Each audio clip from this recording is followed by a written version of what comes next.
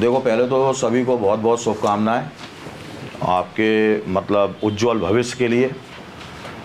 और जिस परीक्षा का आप लोग तैयारी कर रहे हो, तो बड़े जी जान से, मेहनत से उस मिशन को हम लोग मिलजुल कर अंजाम देंगे। जहाँ तक हम लोगों की टीम है, वो आपको हर समय हर जगह परीक्षा से संबंधित सारी की सारी परेशानियों को दूर करने में हमेशा तैयार रहेगी। तो कभी भी पढ़ते समय अगर आपको कोई बात समझ में ना आए, कहीं कोई दिक्कत हो, तो तत्काल आप हम लोगों को सूचित करें, तो आपकी सारी समस्याओं को दूर करने का प्रयास पूरी तरीके से किया जाएगा। अब बहुत इम्पोर्टेंट बात है, आप सभी लोग मध्य प्रदेश लोक सेवा आयोग की जो मुख्य परीक्षा है उसकी तैयारी कर रहे हैं। तो प्राथमिक काम क्या होना चाहिए, जब आप किसी भी कॉम्पिटिटिव एग्ज़ाम को देते हो, या कॉलेज का एग्ज़ाम देते हो, या स्कूल की एग्ज़ाम देते हो, तो सबसे पहले हमको पता होना चाहिए कि उस चीज़ का पाठ्यक्रम क्या है। अगर आपको सिलेबस नहीं पता है, उसका पाठ्यक्रम नहीं पता है, तो अंधी पढ़ाई करने का कोई औचित्य नहीं होता। तो सबसे पहले आपको पता होना चाहिए सिलेबस। फिर उसके बाद आपको पता होना चाहिए कि आखिर जिस परीक्षा को हम देने जा रहे हैं उसका फॉर्मेट क्या है, उसमें प्रश्न किस तरीके के पूछे जाते हैं। ये बेसिक चीज़ें होती हैं, ना केवल एमपीपीएससी के लिए, आप कोई भी एग्ज़ाम दोगे तो ये बेसिक चीज़ें होती हैं। अगर इनकी समझ आपने अच्छे से विकसित कर ली तो आपने आधा काम पहले ही कर लिया। जहाँ तक इस क्लास की बात है, तो हम आपको बताएं कि इस समय हम लोग 4th पेपर पढ़ना स्टार्ट करेंगे। चतुर्थ प्रश्न पत्र मध्य प्रदेश लोक सेवा आयोग की जो मुख्य परीक्षा है उसका। देखिए, 2019 के बाद मध्य प्रदेश लोक सेवा आयोग का नया पाठ्यक्रम लागू हुआ है। यह चीज दिमाग में रखना बिल्कुल, प्रीलिम्स का भी और मेंस का भी। नया पाठ्यक्रम लागू होने के साथ साथ मुख्य परीक्षा के लिए नया पैटर्न वो भी लागू हुआ है। पहले क्या होता था, एग्ज़ाम होता था, पेपर अलग मिलता था, कॉपी अलग मिलती थी, और कोई उसमें स्पेस वगैरह की बात नहीं हुआ करती थी। तो अब जो आपको मध्य प्रदेश लोक सेवा आयोग की मुख्य परीक्षा में राइटिंग करने के लिए कॉपी मिलेगी, उसमें स्पेस होगा और इंस्ट्रक्शंस लिखे होंगे कि आपको किस प्रश्न का उत्तर कितने शब्दों में देना है। ये चीज़ बिल्कुल बिठा लें दिमाग में, क्योंकि उसमें उतना ही स्पेस छूटा होगा। अगर उससे ज़्यादा आप लिखने की कोशिश करोगे तो जगह ही नहीं है, और अगर आपने लिखने की कोशिश करी तो आपके मार्क्स कट जाएंगे। तो जैसे ये नया जो सिलेबस लागू हुआ है, उसके बाद एकमात्र पेपर हुआ है अभी तक मेंस का। उससे पहले देखो, थोड़ा इस प्रश्न पत्र के नाम को लेकर बहुत लोगों में कन्फ्यूजन रहता है। सामान्य रूप से इसको लोग एथिक्स बोल देते हैं, एथिक्स का पेपर है, नीति शास्त्र का पेपर है, जबकि वो गलत है। क्योंकि आप पाठ्यक्रम में लिखा हुआ जो देखोगे तो उसमें स्पष्ट लिखा है, इस प्रश्न पत्र का नाम है दर्शन शास्त्र, मनोविज्ञान एवं लोक प्रशासन। तो एथिक्स वगैरह नहीं है ये। तो पहले तो इस पेपर का नाम आपको दिमाग में क्लियर होना चाहिए। क्या नाम है इस पेपर का? दर्शन शास्त्र, मनोविज्ञान एवं लोक प्रशासन। 5 यूनिट हैं इस पेपर में। तो 4 यूनिट तो अलग अलग मतलब जो भी उन्होंने रखी हुई है वो है। 5वीं यूनिट इसमें केस स्टडी की है। तो देखो, ये तो वही कुछ बेसिक बातें हैं। अब आपको बहुत स्पष्ट होना चाहिए कि आखिर इस प्रश्न पत्र में प्रत्येक इकाई से कितने प्रश्न आएंगे, कितने नंबर के लिखने हैं, और उनके नंबर क्या होंगे, कितने शब्दों में लिखना है। तो देखो ये जो सिलेबस है ये आप हमेशा अपने पास रखो। ये मध्य प्रदेश लोक सेवा आयोग का जो सिलेबस है इसको आप हमेशा अपने पास रखें। और इसमें आप लोग देखोगे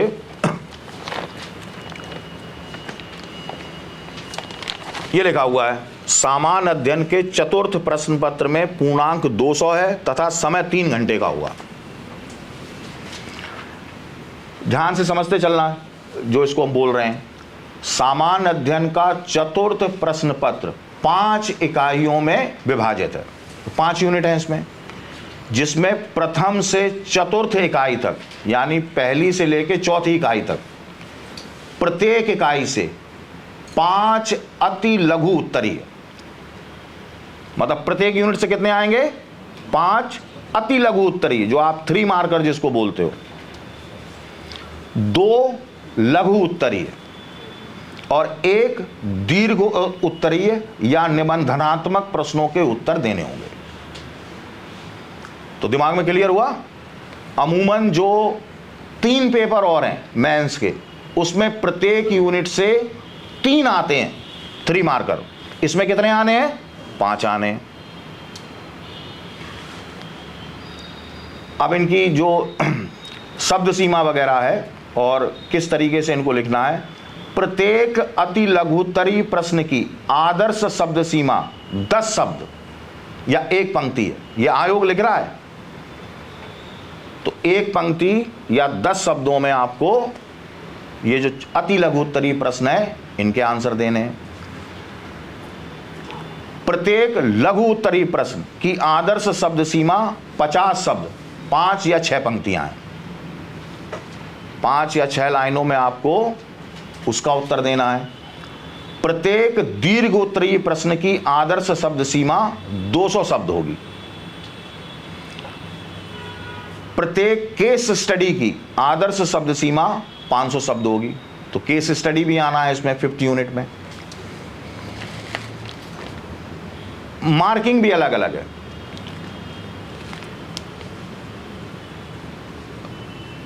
प्रथम से चतुर्थ इकाई तक प्रत्येक इकाई में अति लघु उत्तरीय प्रत्येक प्रश्न पत्र के लिए 2 अंक तथा लघु उत्तरीय प्रत्येक प्रश्न पत्र के लिए 5 अंक एवं दीर्घ उत्तरीय प्रत्येक प्रश्न के लिए 20 अंक पूर्णांक होंगे।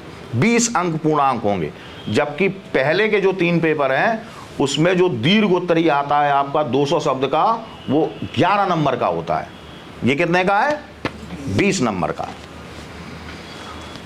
इसको बहुत अच्छे से आप लोगों के पास सिलेबस की जो कॉपी होगी इसको आप लोग तसल्ली से समझ लेंगे। ठीक है। अब चूंकि हम लोग इस पेपर का अध्ययन प्रारंभ करने वाले हैं और क्रमबद्ध तरीके से हम लोग पढ़ेंगे, तो इस पेपर का नाम ही है दर्शन शास्त्र मनोविज्ञान एवं लोक प्रशासन।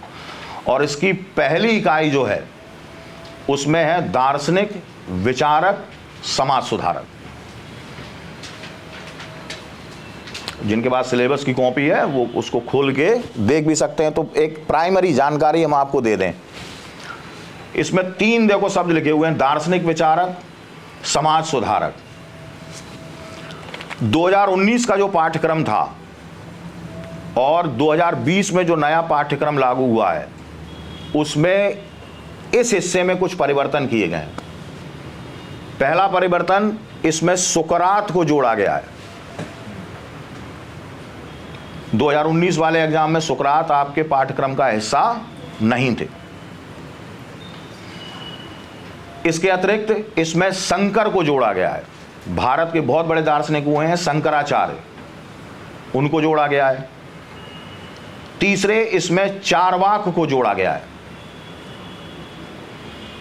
तो ये जो 3 विचारक हैं या 3 दार्शनिक हैं या दार्शनिक संप्रदाय हैं, तो ये आपको इसमें नए जोड़े गए हैं। क्लियर। अब देखो यहां पर शंकराचार्य जोड़े गए हैं। आप 2020 का पेपर उठा के देखोगे तो अभी हमने आपको बताया था ना, प्रत्येक यूनिट से 1 प्रश्न दीर्घ उत्तरीय आना है। और आप देखेंगे दीर्घ उत्तरीय प्रश्न शंकराचार्य से पूछा गया है। क्या प्रश्न आया था अभी हम आपको पढ़ के बता दे रहे हैं। आचार्य शंकर के अनुसार जगत प्रपंच का विवेचन कीजिए। यह प्रश्न आया 20 नंबर का, और नया जोड़ा गया था। तो अगर आप लोगों ने मतलब जिन्होंने शंकराचार्य का विधिवत अध्ययन नहीं किया है तो वो ये प्रश्न हल नहीं कर पाएंगे, क्योंकि ये पुराने सिलेबस में नहीं है, ये नए सिलेबस में जोड़ा गया है और इसको पूछा भी गया है। क्लियर हुआ? अब लगे हाथ हम आपको ये भी बता दें कि पहली इकाई से कौन कौन से प्रश्न आए। तो उससे क्या है, हम लोगों को प्रश्न पत्र समझने की, देखो एक चीज हम आपको और बता दें, यहां एक ट्रेंड चलता है 3 मार्कर अलग से तैयार करो, 5 मार्कर अलग से तैयार करो, है 200 शब्दों वाला अलग से तैयार करो। ऐसा कोई फार्मूला नहीं होता है, ऐसा कोई फार्मूला नहीं है कि आप 200 शब्दों का तैयार करके जा रहे हो तो वो 200 शब्दों में ही पूछा जाएगा, है ना।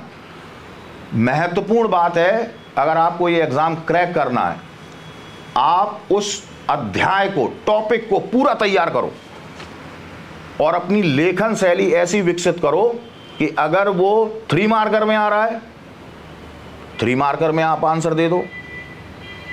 50 शब्दों का वो आ रहा है, आप 50 शब्दों में उसका आंसर दे दो। 200 शब्दों में आ रहा है, आप उसका 200 शब्दों में। और ये सब चीज आपको करनी होगी आंसर राइटिंग के थ्रू। आपको अपनी स्किल बढ़ानी होगी, और वो स्किल जब आपकी बेहतर होती चली जाएगी लिखने की, तो फिर आपको इस समस्या से मुक्ति मिल जाएगी कि 3 मार्कर अलग से रटने हैं, 5 मार्कर अलग से रटने हैं। ऐसा कुछ नहीं करना पड़ेगा।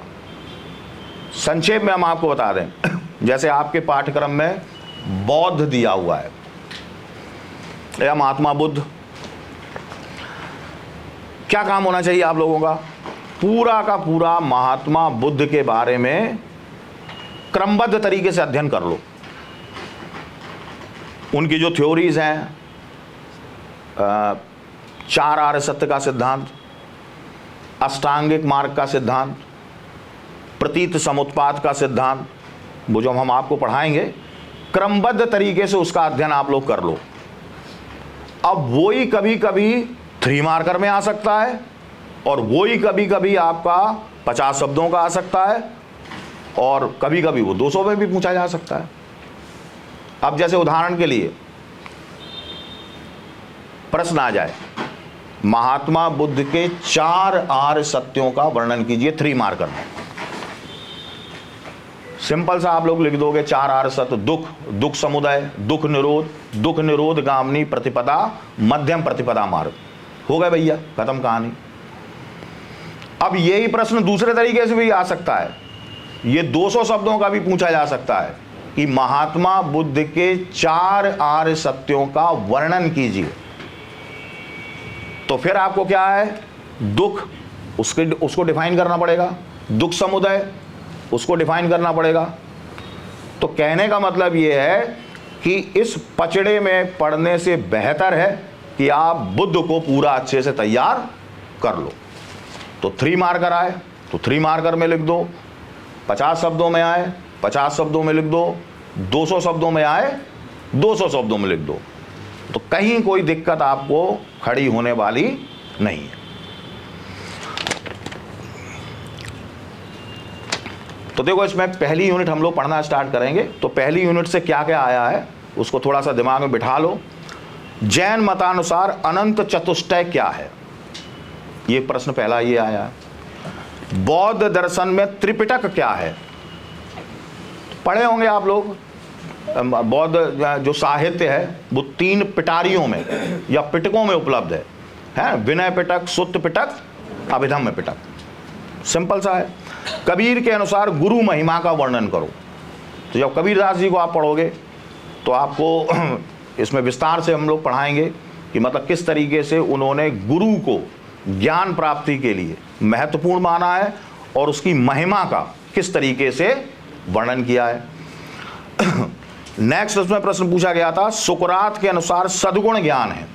इसकी व्याख्या करना थी कि शुद्ध दर्शन शास्त्र का प्रश्न है। तो सुकरात से ही हम लोगों की कहानी अभी स्टार्ट होगी। और एक प्रश्न इसमें पूछा गया था, अद्वैत वेदांत की व्याख्या कीजिए। ये नया सिलेबस के अनुसार प्रश्न आया है, अद्वैत वेदांत। अगर आप लोगों ने इतिहास पढ़ा होगा, दर्शन शास्त्र अभी आप लोगों ने नहीं पढ़ा होगा, तो उत्तर वैदिक काल आप लोगों ने पढ़ा होगा, और उत्तर वैदिक काल में आप लोगों ने उपनिषदों के बारे में पढ़ा होगा, है ना। और उपनिषद अगर आपने पढ़े होंगे तो उपनिषदों में एक सिद्धांत दिया गया है। वो सिद्धांत है परम सत्य एक ही है। एक का मतलब अद्वैत, दूसरा नहीं। और उस परम सत्य को क्या कहा गया है? ब्रह्म। तो अद्वैत वेदांत एक ही परम सत्ता को मान्यता देता है, इसलिए इसको अद्वैतवाद के नाम से पुकारते हैं। ठीक है, इसको भी हम लोग पढ़ेंगे। तो ये 5 एक प्रश्न तो ये आपके आए हैं 3 मार्कर वाले। अब पहली यूनिट से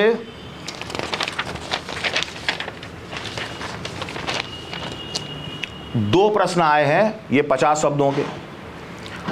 ये शुद्ध दर्शन शास्त्र का प्रश्न उन्होंने पूछा है, अरस्तु के आकार एवं द्रव्य सिद्धांत की विवेचना कीजिए। इसको भी पढ़ाएंगे आराम से, कोई दिक्कत नहीं आएगी। और दूसरा इसमें पूछ लिया है, बुद्ध के अष्टांगिक मार्ग की व्याख्या कीजिए। तो महात्मा बुद्ध ने कहा था कि निर्वाण प्राप्त अगर आपको करना है तो अष्टांगिक मार्ग पर चलना पड़ेगा। और उन्होंने 8 मार्ग बताए थे, तो वो आपको इसमें सीधे के सीधे लिखने थे। ठीक है, तो ये सारी की सारी बेसिक जानकारी थी। अगर अभी भी किसी को कोई दिक्कत हो तो बिल्कुल आप लोग खुले दिल से पूछ सकते हो, और फिर अभी हम अपना काम स्टार्ट करना प्रारंभ करेंगे।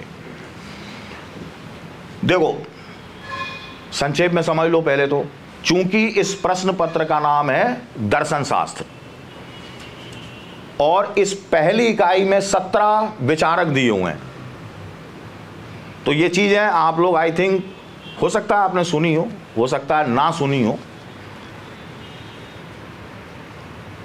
इन 17 विचारकों का अध्ययन आपको दार्शनिक दृष्टिकोण से करना है।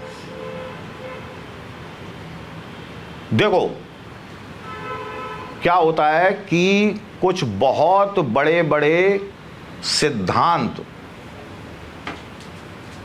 अध्ययन के लिए उपलब्ध हैं। उन सिद्धांतों को अलग अलग विषयों में लागू किया जाता है। संक्षेप में एक बहुत बड़े दार्शनिक और विचारक हुए थे, कार्ल मार्क्स। नाम सुना होगा आप लोगों ने। अब कार्ल मार्क्स ने तो अपना दर्शन शास्त्र लिख दिया, लेकिन हर विषय में उसका प्रयोग किया जाता है। आप इकोनॉमी पढ़ते हो, मार्क्स के क्या विचार थे इकोनॉमी पर। आप पॉलिटिकल साइंस पढ़ते हो, मार्क्स के क्या विचार थे उस पर। आप सोशियोलॉजी पढ़ते हो, मार्क्स के क्या विचार थे उस पर। आप धर्म पढ़ते हो, मार्क्स के विचार थे क्या उन पर। तो कहने का तात्पर्य हमारा यह है कि इस यूनिट में आपके जो विचारक हैं उनको आपको दार्शनिक दृष्टिकोण से पढ़ना है। जैसे देखो, अभी हम आपको बताते हैं, इसमें 2 नाम हैं, स्वामी विवेकानंद और महर्षि अरविंद। ये जो दोनों विचारक थे, ये वेदांत से प्रभावित हैं। अद्वैत वेदांत की विचारधारा से ये दोनों विचारक प्रभावित हैं। तो इनको जब आप पढ़ोगे तो आपको क्लियर कट दिमाग में होना चाहिए कि इनकी विचारधारा वेदांत की थी। फिर समझ ले यहां जो 17 विचारक हैं, अब जैसे दयानंद सरस्वती हैं, ठीक है, सभी लोग जानते हो आर्य समाज की स्थापना की थी, बैक टू द वेदास का नारा दिया था, तो ये तो प्राइमरी जानकारी है, तो सभी जानते हैं। लेकिन आपको यहां आंसर राइटिंग करनी है तो इनका फिलोसॉफिकल व्यू क्या है, ये किस दर्शन से प्रभावित थे, वो चीज आपको इंक्लूड करना पड़ेगी और उसी से जुड़े हुए परीक्षा में प्रश्न भी पूछे जाएंगे, क्योंकि साफ इसमें लिखा हुआ है दार्शनिक, विचारक, समाज सुधारक। ठीक है ना। तो देखो कई एक इन दोनों कार्यकर्ता होते हैं, समाज के लिए काम कर रहे होते हैं। कोई कहता है कि भैया हम तो गांधीवाद से प्रभावित हैं, तो वो गांधी जी के दर्शन से इंस्पायर्ड है। कोई कहेगा हम तो भैया समाजवादी विचारधारा से प्रभावित हैं, राम मनोहर लोहिया से प्रभावित हैं, जयप्रकाश नारायण से प्रभावित है, तो वो उसकी विचारधारा से काम करेगा। तो कहने का मतलब सरल सा है कि ये जो 17 विचारक हैं, इनका दार्शनिक फिलोसॉफिकल अप्रोच क्या था, ये आपको अवश्य समझना पड़ेगा। अब हम लोग संक्षेप में इस चीज का अध्ययन करेंगे कि ये दर्शन शास्त्र आखिर होता क्या है। तो देखो, दर्शन शास्त्र को अंग्रेजी में बोलते हैं फिलॉसफी। क्या बोलते हैं? फिलॉसफी। ये दो शब्दों के योग से बना है, फिलॉस प्लस सोफिया। फिलॉस का मतलब होता है प्रेम, सोफिया का मतलब होता है बुद्धि। तो फिलॉसफी शब्द का मतलब क्या हुआ? बुद्धि के प्रति प्रेम। ये यूरोपीय बात है, मतलब पश्चिम में ये परिभाषा प्रचलित है। तो संक्षेप में क्या निकलकर सामने हमारे आ रहा है? फिलॉसफी शब्द का अर्थ बुद्धि के प्रति प्रेम को फिलॉसफी कहते हैं। अब जो पाश्चात्य विचारक हैं पश्चिमी देशों के, वो बुद्धि से अर्थ मानते हैं ज्ञान का। किसका अर्थ मानते हैं? ज्ञान का।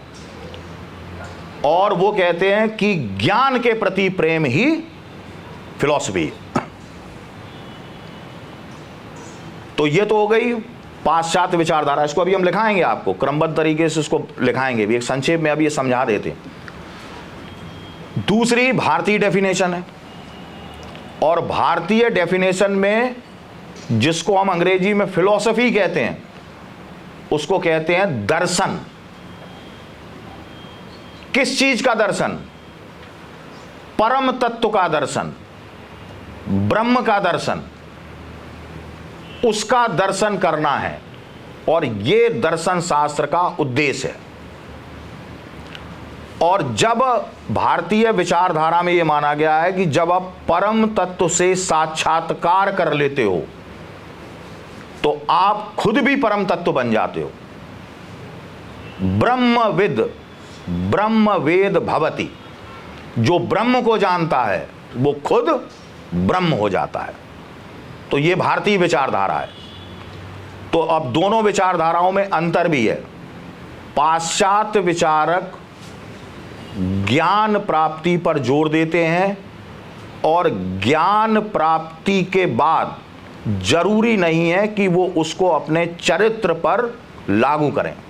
उनके लिए ज्ञान प्राप्त करना एक अलग मैटर है, और उनका कैरेक्टर, चरित्र अलग मैटर है। मे भी हो सकता है कोई पाश्चात्य विचारक लिखे कि ईमानदार रहना चाहिए, और वो अपने निजी जीवन में बहुत बड़ा बेईमान हो, क्योंकि उनका उद्देश्य क्या है? ज्ञान प्राप्ति, और ज्ञान प्राप्ति के अनुरूप अपने कैरेक्टर को चलाना, ये वो उचित नहीं मानते। जबकि हमारे यहाँ क्या बोला गया है कि जब आप परम तत्व का ज्ञान प्राप्त कर लेते हो तो आप खुद परम तत्व हो जाते हो, आपकी हर चीज में परिवर्तन हो जाता है। एक दोहा है, लाली तेरे लाल की जित देखूं तित लाल, और लाली देखन मैं गई, मैं भी हो गई लाल। तो हमारे यहाँ क्या माना गया है भारतीय दर्शन में कि मतलब परम तत्व का जब आप साक्षात्कार कर लेते हो तो उससे आपके चरित्र में भी परिवर्तन आ जाता है। क्लियर? तो अब आप लोग थोड़ा सा लिखना स्टार्ट कर लो, है ना? तो इसको बोलते जा रहे हैं।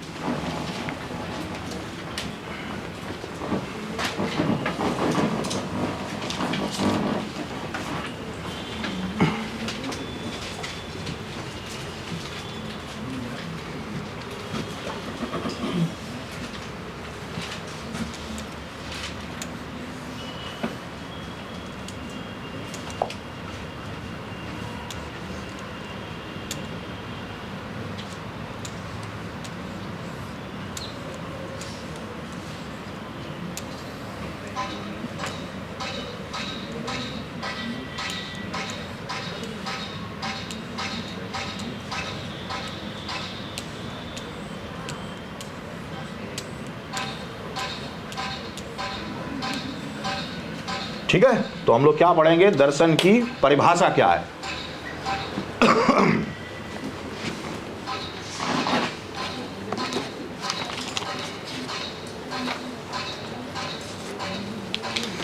तो आप लोग ऊपर हेडिंग डाल लो, फिलॉसफी तथा दर्शन की,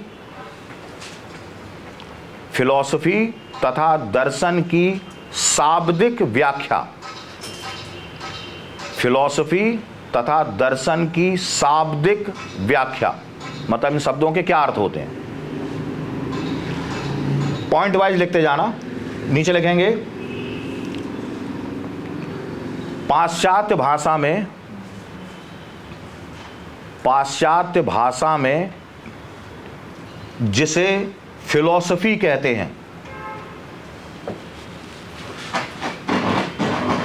पाश्चात्य भाषा में जिसे फिलॉसफी कहते हैं, उसे हिंदी में दर्शन के नाम से पुकारते हैं।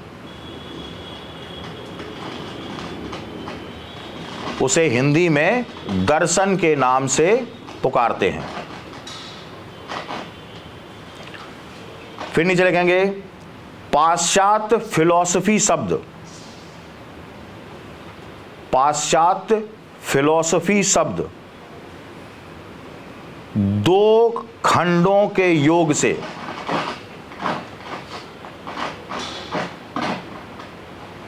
दो खंडों के योग से बना है। अर्थात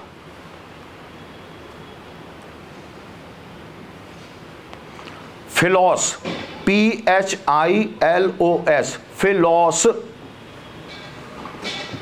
प्लस सोफिया, SOPHIA, सोफिया।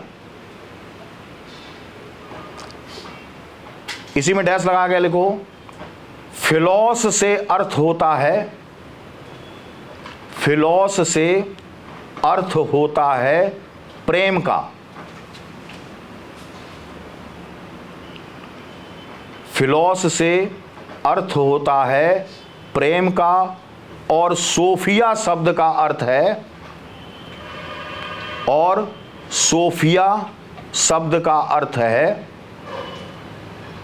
प्रज्ञा या बुद्धि, प्रज्ञा या बुद्धि। फिर नीचे लिखेंगे इसलिए फिलॉसफी का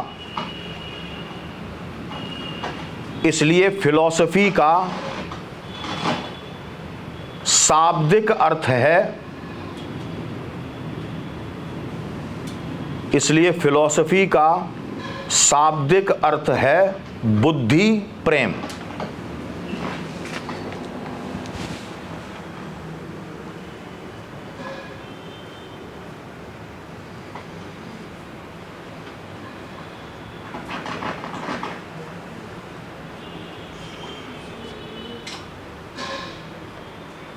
ठीक है, तो फिलॉसफी शब्द का अर्थ समझ में आ गया, सिंपल सा है। फिलॉस का मतलब प्रेम, सोफिया का मतलब बुद्धि, तो फिलॉसफी शब्द का मतलब बुद्धि के प्रति प्रेम। और ये क्या है, ये पाश्चात्य विचारधारा में फिलॉसफी का ये शब्द माना जाता है। अब भारतीय दर्शन शास्त्र में क्या फिलॉसफी शब्द का अर्थ है, तो पैरा चेंज करके लिखो। भारतीय विचारधारा में, भारतीय विचारधारा में परम सत्ता, परम सत्ता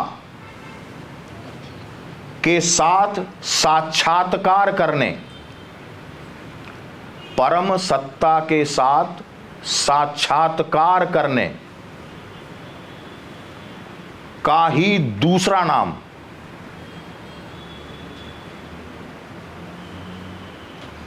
का ही दूसरा नाम, इन्वर्टेड कोमा में लिखो, दर्शन है।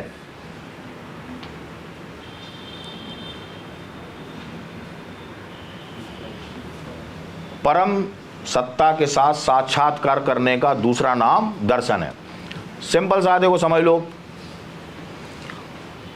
जिन्होंने प्राचीन भारत का इतिहास पढ़ा होगा वो अवश्य इस चीज़ को जानते होंगे, समय समय पर तमाम जगह उसकी चर्चा भी होती रहती है कि भारतीय धर्म दर्शन में मोक्ष की अवधारणा को बहुत प्रमुखता दी गई है।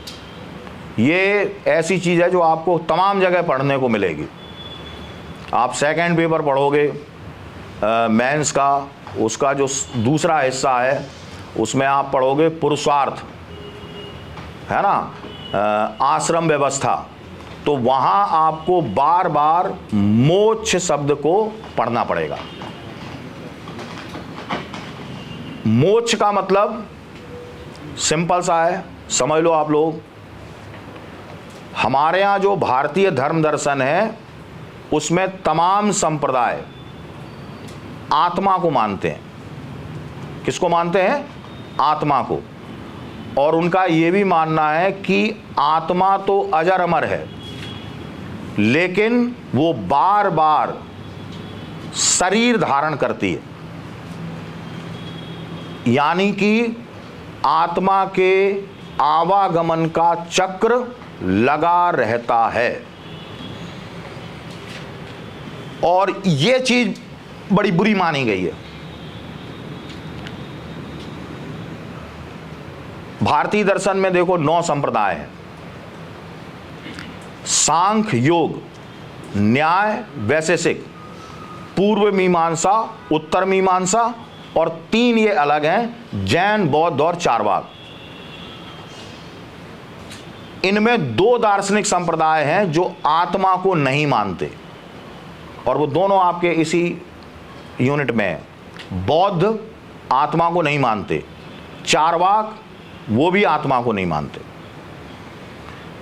बाकी के जो दार्शनिक संप्रदाय हैं वो आत्मा को मानते हैं, और आत्मा के संबंध में क्या है कि शरीर खत्म हो जाता है, आत्मा खत्म नहीं होती है। जैसे आप कर्म करते हो तो उन कर्मों का फल भोगने के लिए आपको बार बार जन्म लेना पड़ता है, और ये बार बार जन्म लेना सबसे दुखदाई चीज है। अब जैसे आप ही हम लोगों के सामने बैठे हुए, ये जन्म ही तो लिया, तभी तो पीएससी की तैयारी कर रहे हो। सवेरे सिर पकड़ के बैठ जाते, यार क्या करें समझ में नहीं आ रहा है, कैसे तैयारी होगी, कैसे परीक्षा निकलेगी, कितना प्रेशर है, घर वालों का प्रेशर है। ठीक है, तो ये क्यों हो रहा है?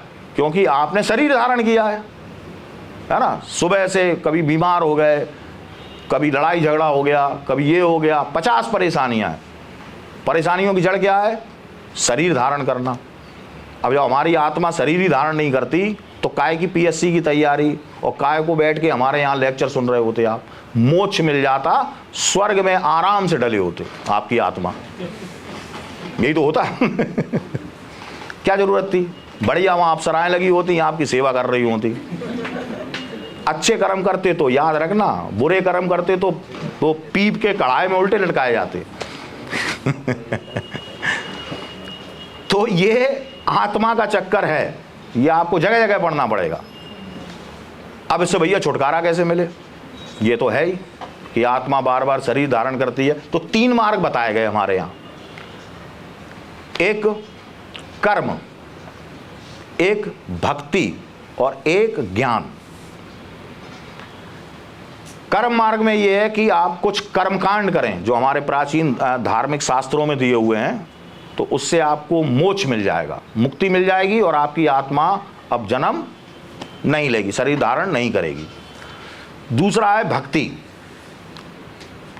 और अगर आप अपने आप को ईश्वर की भक्ति में झोंक देते हो, दिन रात भगवान की सेवा करते हो, तो एक दिन भगवान का भी मन पिघलेगा और वो आपको इस आवागमन के चक्र से छुटकारा दिला देंगे। तीसरा रास्ता है ज्ञान मार्ग। किसका ज्ञान? ब्रह्म का ज्ञान। अभी आप माया के जाल में फंसे हुए हो, ये भी आप पढ़ोगे, शंकर का मायावाद। ये जो सब देख रहे हो ना, ये माया के द्वारा दिखाया जा रहा है आपको, ये सच्चाई नहीं है। परम सत्य तो ब्रह्म है। तो शंकराचार्य की टैगलाइन है ब्रह्म सत्य जगत मिथ्या। यही प्रश्न आया है मेंस में, जगत प्रपंच, जगत मिथ्या है ये। तो जिस दिन आपको ये पता पड़ जाएगा कि जगत मिथ्या है, उस दिन आपको ब्रह्म का ज्ञान हो जाएगा और उस दिन आपको मोक्ष मिल जाएगा। तो हम लोग किसकी बात कर रहे हैं कि भारत में जो पाश्चात्य शब्द है फिलॉसफी, उसको दर्शन बोलते हैं। और दर्शन का मतलब क्या है? परम तत्व से साक्षात्कार कर लेना। तो उसकी 3 विधियां बताई गई हैं, भक्ति, कर्म और ज्ञान। इसके द्वारा आप परम तत्व से साक्षात्कार कर सकते हो। ठीक है, तो ये लिख लो नीचे।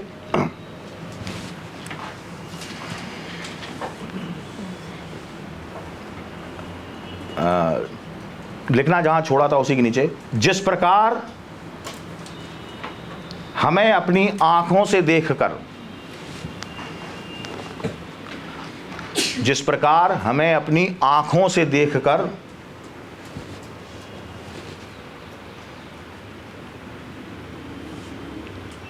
यह विश्वास हो जाता है कि, आंखों से देखकर यह विश्वास हो जाता है कि नदी, पहाड़,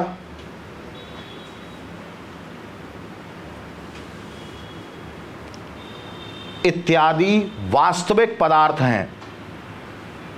नदी, पहाड़ इत्यादि वास्तविक पदार्थ हैं।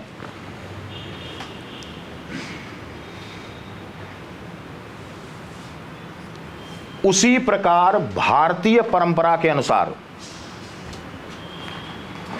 उसी प्रकार भारतीय परंपरा के अनुसार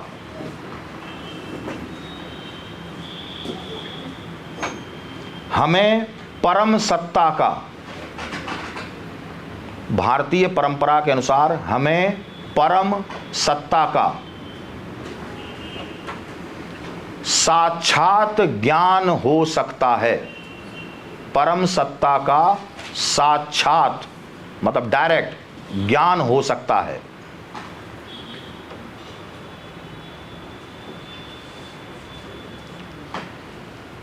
इस प्रकार साक्षात्कार के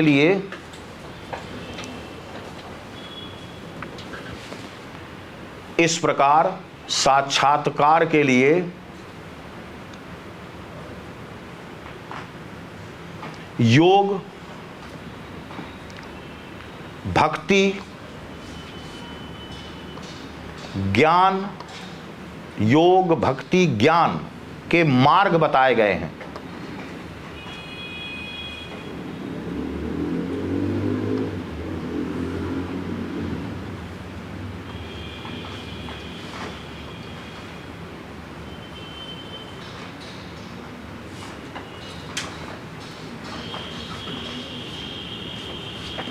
पैरा चेंज करके लिखो।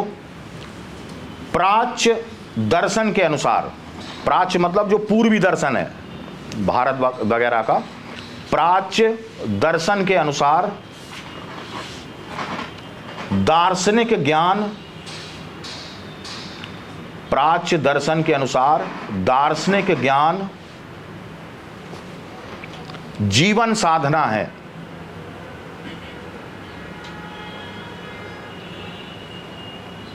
जीवन साधना है। ऐसे ज्ञान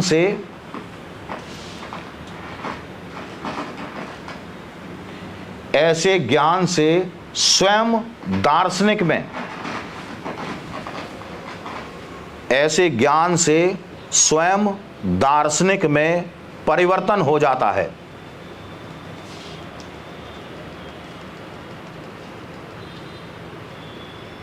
अब बहुत ही महत्वपूर्ण लाइनें हैं ये। इसलिए वेदांत में कहा गया है, इसलिए वेदांत में कहा गया है,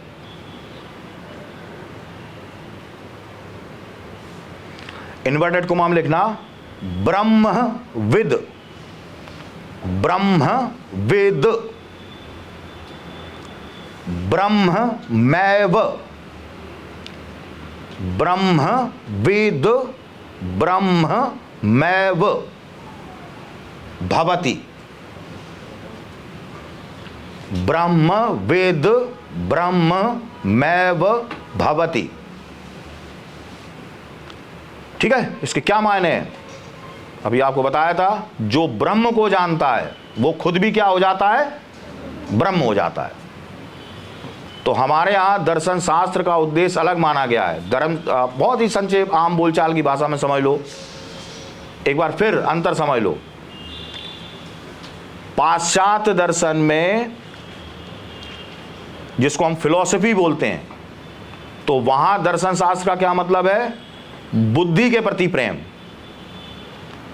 और बुद्धि का अर्थ माना गया ज्ञान, तो ज्ञान के प्रति प्रेम। हमारे यहां जो दर्शन शास्त्र है उसकी डेफिनेशन मानी गई है परम सत्ता से साक्षात्कार।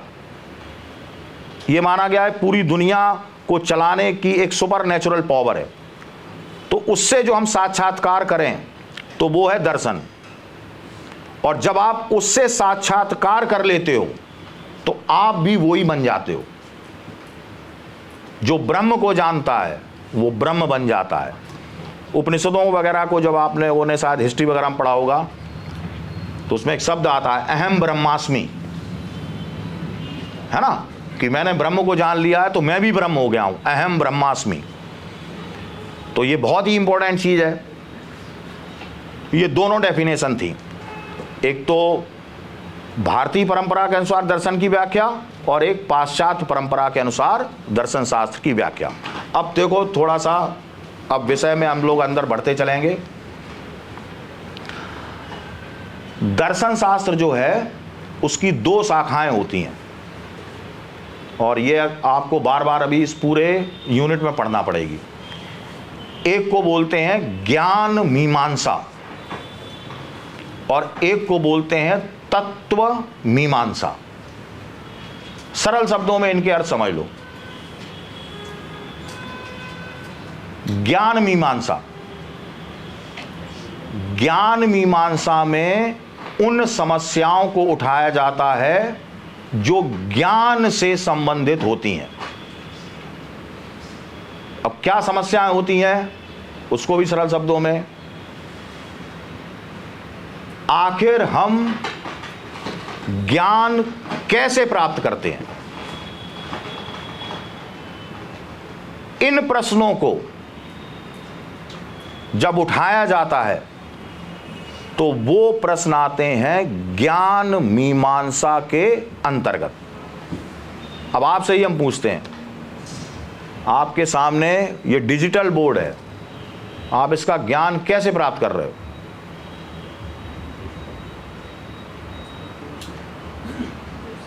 अरे देख रहे हो ना, तभी तो कर रहे हो। हम जो बोल रहे हैं उसका ज्ञान कैसे प्राप्त कर रहे हो? सुन रहे हो ना, उसी से प्राप्त कर रहे हो। चाय पीते हो, है ना, या कोई और पेय पदार्थ आप पीते हो या कोई चीज खाते हो, कैसे पता चलता है कि वो मीठा है, सीठा है, नमकीन है? जीभ से, है ना। ये टेबल रखी हुई है, इसको हमने ऐसे ठोंका, कैसे पता पड़ा ये कठोर है? स्पर्श से। ऐसे ही तो हम लोग ज्ञान प्राप्त करते हैं। अब यहीं से देखो दर्शन शास्त्र की समस्याएं उठनी प्रारंभ हो जाती हैं। तो संक्षेप में 5 इंद्रियों से जो हम ज्ञान प्राप्त करते हैं, जो हमारी 5 इंद्रियां होती हैं, एक सूंघने वाली होती है, एक चखने वाली होती है, एक सुनने वाली होती है, एक स्पर्श वाली होती है, एक देखने वाली होती है। तो 5 इंद्रियों से जो हम ज्ञान प्राप्त करते हैं वो ज्ञान कहलाता है प्रत्यक्ष। क्या ज्ञान कहलाता है? प्रत्यक्ष ज्ञान। तो इससे रिलेटेड अब यहीं से समस्याएं खड़ी होने लगती हैं। जैसे उदाहरण के लिए अब प्रश्न उठा कि जो इंद्रियों से हम ज्ञान प्राप्त करते हैं क्या हमेशा सही होता है? इंद्रियों से जो 5 इंद्रियां अभी आपको बताई, उससे जो आप ज्ञान प्राप्त करते हो क्या वो हमेशा सही होता है? नहीं होता है ना। कभी कभी आप जा रहे हो, अंधेरा हो गया हो, रस्सी डली हुई है, एकदम से चौंक गए, अरे यार ये तो सांप है। तो शुरू में तो रस्सी दिखी, वो सांप दिखा, और बाद में आपको क्या लगा, अरे यार ये तो रस्सी थी। तो भ्रम हुआ कि नहीं हुआ? इसको बहुत आगे व्याख्या करेंगे और ये आपको सब में मिलेगा अभी। तो कहने का सरल सा तात्पर्य है कि ज्ञान मीमांसा दर्शन शास्त्र की वह शाखा है जिसके अंतर्गत ज्ञान की समस्याओं का अध्ययन किया जाता है। तो पहली शाखा तो यह है दर्शन शास्त्र की। दूसरी शाखा है तत्व मीमांसा, और तत्व मीमांसा दर्शन शास्त्र की वह शाखा है कि आखिर हम ज्ञान किसका प्राप्त कर सकते हैं। तो 2 शब्द हो गए, ज्ञान कैसे प्राप्त करते हैं और ज्ञान किसका प्राप्त कर सकते हैं। तो ज्ञान किसका प्राप्त कर सकते हैं यह है तत्व मीमांसा, ज्ञान कैसे प्राप्त करते हैं यह है ज्ञान मीमांसा। सभी को क्लियर? अगर किसी को कोई डाउट, कुछ पूछना है, पूछ लो अभी। तो क्या बात निकल के आई? दर्शन शास्त्र की 2 शाखाएं, ज्ञान मीमांसा और तत्व मीमांसा। तो नीचे लिख लो पैरा चेंज करके।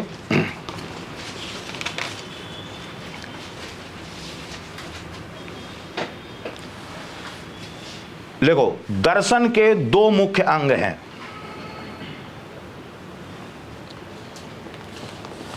दर्शन के 2 मुख्य अंग हैं।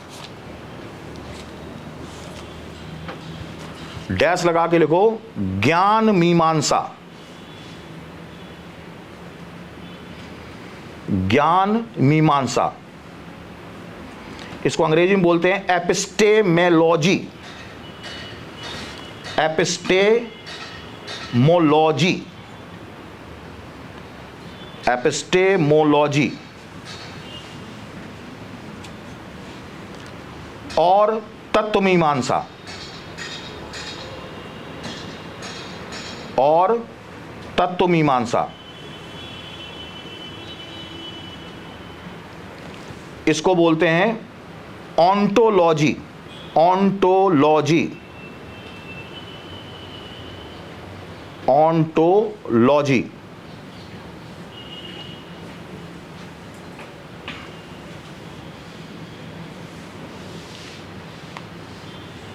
ठीक है, फिर नीचे लिखो,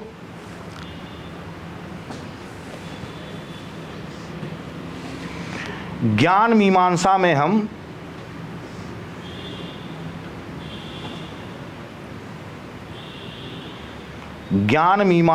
हम यह जानने का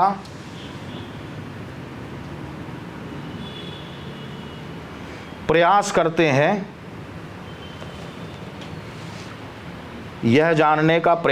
हैं,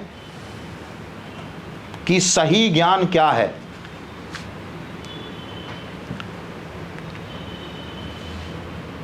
कि सही ज्ञान क्या है।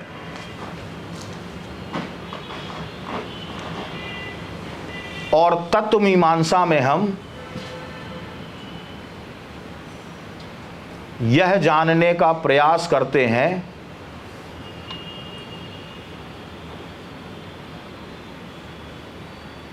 और तत्व मीमांसा में हम यह जानने का प्रयास करते हैं कि हम किसका ज्ञान प्राप्त कर सकते हैं।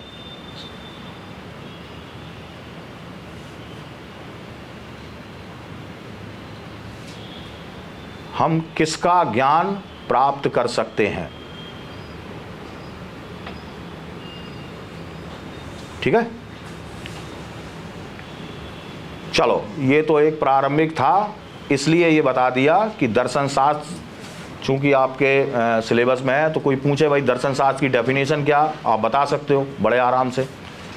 पाश्चात्य किस तरीके से, वेस्टर्न फिलॉसफी और जो इंडियन फिलॉसफी है, तो दोनों के अंतर, प्लस फिलॉसफी के अंतर्गत हम किन किन चीज़ों का अध्ययन करते हैं। तो दो चीज़ें हैं, ज्ञान मीमांसा और तत्व मीमांसा। अब थोड़ा संक्षेप में कहानी समझ लो। अब हम अपने पाठ्यक्रम की ओर बढ़ना स्टार्ट करेंगे। देखो,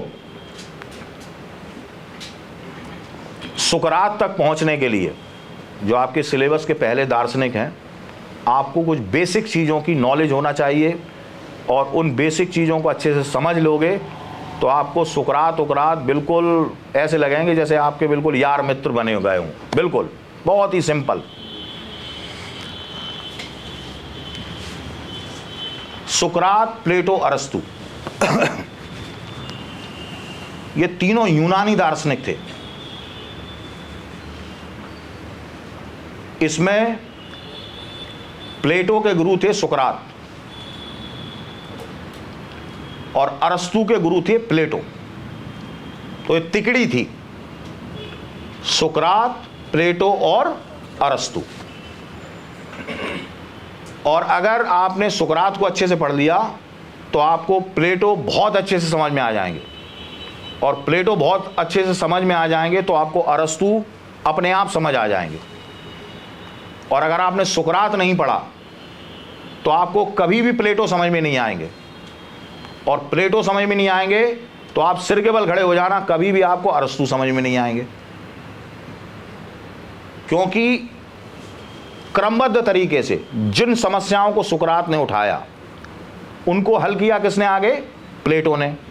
और प्लेटो के दर्शन में भी कुछ लूप होल्स थे जिनको वो पूरी तरीके से हल नहीं कर पाए, उनको हल किसने किया आगे चल के?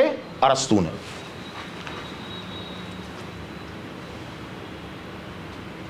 अब थोड़ी सी चर्चा इनकी पृष्ठभूमि की। तो देखो क्या है कि जिस तरीके से भारत में 6वीं शताब्दी ईसा पूर्व में, यानी 600 ईसा पूर्व में आप लोग पढ़ा होगा, महात्मा बुद्ध हुए, महावीर स्वामी हुए, उसके अतिरिक्त भारत में और भी दार्शनिक संप्रदाय इस समय पैदा हुए थे, जिसमें पूरन काश्यप का नाम मिलता है, मक्खिल गोसाल का नाम मिलता है जिन्होंने आजीवक संप्रदाय की स्थापना की थी, संजय बेलट्ठी पुत्र का नाम मिलता है। तो ये दार्शनिक विचारक ईसा पूर्व 6वीं शताब्दी में भारत में हुए थे। इसी तरीके से यूनान में ईसा पूर्व 6वीं शताब्दी में दार्शनिकों का, विचारकों का उदय हुआ। देखो, ये हमेशा से मनुष्य की जिज्ञासा रही है और आज भी वो जिज्ञासा समाप्त नहीं हुई है कि आखिर ये दुनिया बनी कैसे, कौन सा ऐसा पदार्थ है जिससे ये दुनिया बनी है। आज भी आप लोग देखो, सर्न में जो प्रयोगशाला का नाम सुना होगा आप लोगों ने, जहां पर हिग्स बोसॉन वगैरह कण की खोज चल रही है। तो बिग बैंग जो थ्योरी है उसको लैब में उसके प्रैक्टिकल किए जा रहे हैं और गॉड पार्टिकल पर रिसर्च की जा रही है। तो जब वो रिसर्च पूरी हो जाएगी तब हम लोगों को बहुत बेहतर जानकारी हो जाएगी कि आखिर ये हमारा ब्रह्मांड बना तो किस तरीके से बना। तो ये समस्या उस काल में भी थी लोगों के सामने।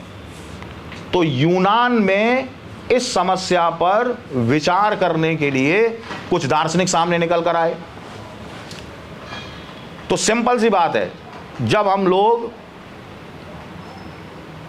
किसी चीज को जानने का प्रयास करते हैं तो हमारी दृष्टि हमेशा बाहर की ओर होती है। तो इस समय एक दार्शनिक या विचारक थे थैलेस, यहीं से यूनानी दर्शन की शुरुआत हो जाती है। उनके सामने भी ये प्रश्न उठा कि भैया ये दुनिया आखिर बनी कैसे है, कौन सी चीज है जिससे सब कुछ बना है, और जब समाप्त होगी तो वो सब कहां चला जाएगा। तो उन्होंने इसका उत्तर दिया, जल ही वो तत्व है जिससे सब कुछ बना है और आखिर में जल में ही सब कुछ समाप्त हो जाएगा। तो इसी तरीके से विचारक पर विचारक आगे निकलते चले आए। किसी ने कहा वायु मूल तत्व है और वायु में ही सब कुछ समाहित हो जाता है, किसी ने कहा अग्नि। तो अलग अलग तत्वों को उन्होंने इस विश्व की रचना के लिए उत्तरदायी माना। तो वो अपने पाठ्यक्रम का हिस्सा नहीं है, इसलिए वहां जाने की जरूरत नहीं है, लेकिन आपका दिमाग थोड़ा डेवलप हो जाए, समझ जाओ, क्योंकि ये दर्शन में समस्या उठती है कि आखिर परम तत्व क्या है और वो किस तरीके से हम लोग उसको जानते हैं। बंद हो जाना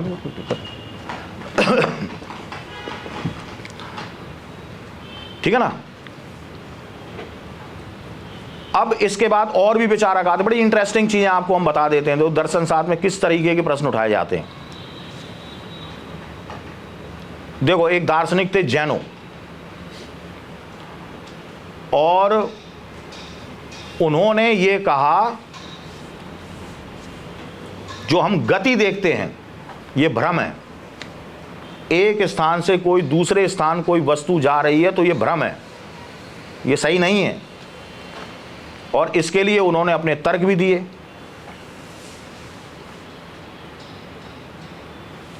एक दौड़ के बारे में आप लोगों ने जरूर छोटी क्लासेस में पढ़ा होगा, कछुए और खरगोश की दौड़,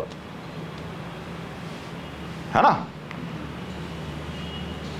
तो जैनो नाम के जो दार्शनिक थे, उन्होंने अपने तर्कों से यह सिद्ध किया कि किसी भी वस्तु को एक स्थान से दूसरे स्थान पर जो मूव होती है वो भ्रम है, एक्चुअली में वहीं होती है। अब हम आपसे ही एक प्रश्न पूछें, जैसे उदाहरण के लिए ये बोर्ड है, यहां से यहां तक लंबा है, ठीक है। अब बताओ इसके हम अगर पार्ट करते जाएं, छोटे से छोटे छोटे छोटे, कितने पार्ट कर सकते हैं इसके, बताओ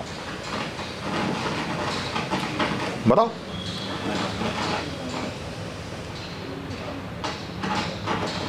क्या आ रहा है दिमाग में, कितने पार्ट कर सकते हो आप, बताओ। अनंत कर सकते हो क्या, काट काट के छोटे छोटे, इतना काटो इतना काटो इतना काटो इतना काटो, छोटे छोटा काटते ही चले जाओ।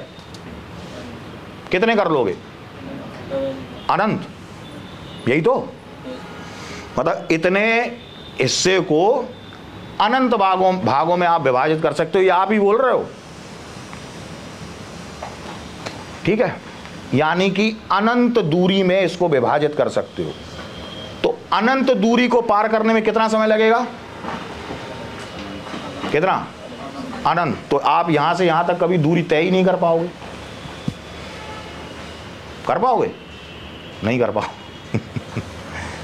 तो कोई रेखा है, उसको हम अनंत भागों में विभाजित कर सकते हैं। तो अगर उस रेखा को हम पार करना चाहें तो अनंत समय लगेगा, यानी कि वो हम रेखा कभी पार कर ही नहीं पाएंगे। तो इस तरीके के दर्शन शास्त्र में प्रश्न उठे। तो वो अपने पाठ्यक्रम का हिस्सा नहीं है, इसलिए वहां घुसने की जरूरत नहीं है। अब हम लोग कहां बढ़ रहे हैं, स्टेप बाय स्टेप देखो, हम लोग नजदीक आते जा रहे हैं, किसके, सुकरात के। तो एक तो दर्शन शास्त्र की ये कहानी रही यूनान में। अब उसके बाद क्या हुआ दर्शन शास्त्र में, यूनान में। अब आप अलर्ट हो जाना बिल्कुल, यहां से अपना कहानी नजदीक आ जा रही है सुकरात के। यूनान में इनको कहा जाता था प्रकृतिवादी दार्शनिक। ये जो थेलस थे, अनेक्सेमिंडर थे, अनेक्सेमेनिस थे, पाइथागोरस थे, ये सब प्रकृतिवादी दार्शनिक थे। और प्रकृतिवादी दार्शनिक कहने का मतलब ये था कि इन्होंने जो विश्व की रचना के लिए तत्वों को चुना, वो प्रकृति के तत्व थे, और इन्होंने किसी सुपर नेचुरल पावर को मान्यता नहीं दी। थेलेस ने कहा जल से ही सब कुछ बना है, जल में ही समाप्त हो जाएगा। उन्होंने ये नहीं कहा कि ईश्वर से सब कुछ बना है। अब आता है यूनानी दर्शन में सेकेंड फेज, और वो फेज कहलाता है सोफिस्टों का। अब विचारक कुछ निकल कर आते हैं जिनको हम लोग क्या बोलते हैं वहां पर, सोफिस्ट। तो अभी तक के जो दार्शनिक थे वो प्रकृति का अध्ययन कर रहे थे। सोफिस्टों ने मनुष्य का अध्ययन करना आरंभ किया, उसके इंटरनल का, उसकी बुद्धि का, उसके ज्ञान का। तो वो दार्शनिक कहलाए सोफिस्ट। इनकी बड़ी बुराई की जाती है यूनान में। इनको कुतर्की कहा जाता है, और ये बड़े वाक चतुर हुआ करते थे, तर्क करने में बड़े माहिर होते थे, और तर्कों से अपनी बात को मनवा लेते थे। इनके ऊपर आरोप लगते थे कि इन्होंने पूरे यूनान में बेईमानी को बढ़ावा दिया, जो नैतिक मान्यताएं होती हैं समाज की उनको समाप्त कर दिया। और इसमें प्रमुख नाम जिस दार्शनिक का लिया जाता है वो थे प्रोटोगोरस। ठीक है, और प्रोटोगोरस को प्रमुख सोफिस्ट दार्शनिक के नाम से पुकारा जाता है। अब यहीं से कहानी अपनी आगे स्टार्ट होगी, क्योंकि जिन समस्याओं को, जिन नीति शास्त्र की समस्याओं को, जिन समाज की मान्यताओं को सोफिस्टों ने ध्वस्त कर दिया था, उससे समाज में खलबली पैदा हो गई। तो अब किसी ना किसी व्यक्ति को सामने निकल कर आना था जो सोफिस्ट की मान्यताओं को समाप्त कर दे, और वो व्यक्ति निकल कर आते हैं। उन व्यक्ति का नाम क्या था? सुकरात। तो कल हम लोग अध्ययन करेंगे कि सोफिस्टों की क्या विचारधारा थी, और फिर एकदम अपने पाठ्यक्रम पर हम आ जाएंगे सुकरात। ठीक है ना? तो ये बेसिक जानकारी इसलिए हमने आपको दे दी कि इससे आपको काफ़ी लाभ मिलेगा, अध्ययन करते जाओगे और उससे बहुत ही ज़्यादा आपको सहूलियत मिलेगी। कहीं किसी भी चीज़ में पढ़ने में कोई दिक्कत नहीं आएगी। चलिए, तो आज आपकी क्लास यहीं पर समाप्त होती है। अब नेक्स्ट जो क्लास होगी वो आपकी 2-5 मिनट से चालू है।